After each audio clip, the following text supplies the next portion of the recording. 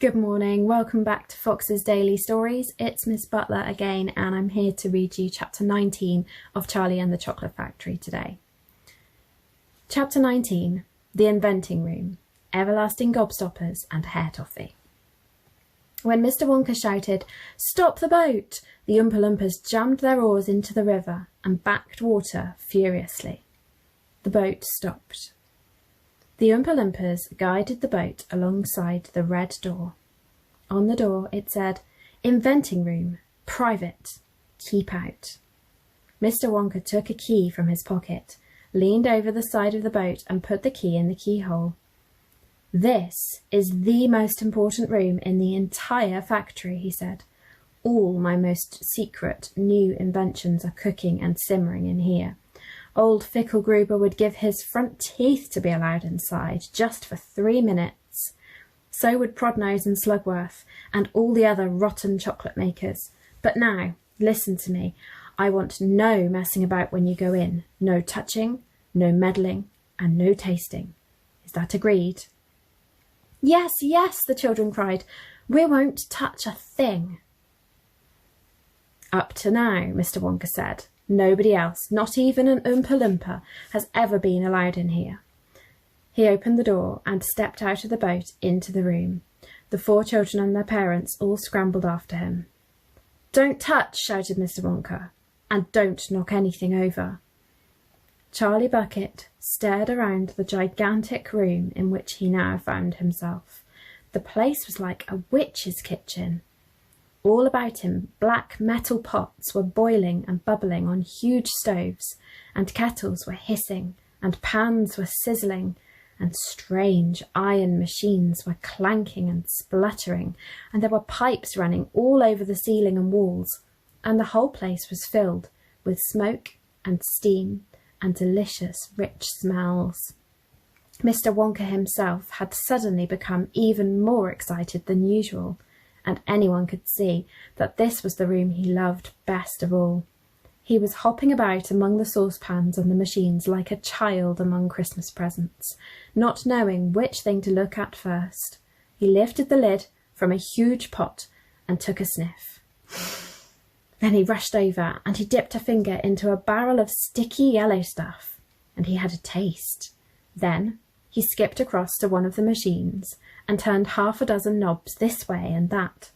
Then he peered anxiously through the glass door of a gigantic oven, rubbing his hands and cackling with delight at what he saw inside.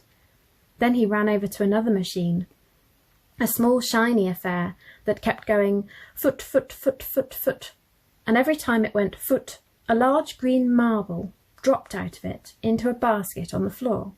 At least, it looked like a marble. "Everlasting Gobstoppers!" cried Mr. Wonka proudly. "They're completely new. I'm inventing them for children who are given very little pocket money. You can put an everlasting gobstopper in your mouth and you can suck it and suck it and suck it and suck it, and it will never get any smaller." "It's like gum!" cried Violet Beauregard. "It's not like gum," Mr. Wonka said. "Gum is for chewing. And if you tried chewing one of these gobstoppers here, you'd break your teeth off. They never get any smaller. They never disappear. Never.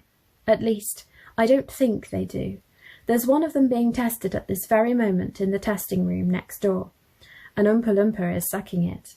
He's been sucking it for very nearly a year now without stopping, and it's still just as good as ever. Now, over here," Mr. Wonka went on, skipping excitedly across to the room with the opposite wall. "Over here, I'm inventing a completely new line in toffees." He stopped beside a large saucepan. The saucepan was full of a thick, gooey, purplish treacle, boiling and bubbling. By standing on his toes, little Charlie could just see inside it. "That's hair toffee," cried Mr. Wonka. "You eat just one tiny bit of that, and in exactly half an hour, a brand new, luscious, thick, silky, beautiful crop of hair will start growing out all over the top of your head, and a moustache, and a beard." "A beard?" cried Veruca Salt. "Who wants a beard, for heaven's sake?" "It would suit you very well," said Mr. Wonka, But unfortunately, the mixture's not quite right yet. I've got it too strong. It works too well. I tried it on an Oompa Loompa yesterday in the testing room, and immediately a huge black beard started shooting out of his chin, and the beard grew so fast that it soon was trailing all over the floor in a thick, hairy carpet. It was growing faster than we could cut it. In the end, we had to use a lawnmower to keep it in check, but I'll get the mixture right soon, and when I do, then there'll be no excuse anymore for little boys and girls going about with bald heads. But Mr. Wonka, said Mike TV, little boys and girls never do go about with— Don't argue, my dear child, please. Don't argue, cried Mr. Wonka. It's such a waste of precious time. Now, over here, if you will all step this way, I will show you something I am terrifically proud of. Oh, do be careful. Don't knock anything over. Stand back. That's the end of chapter 19. In chapter 19, you're introduced to the everlasting Gobstoppers, which Mr. Wonka is particularly proud of.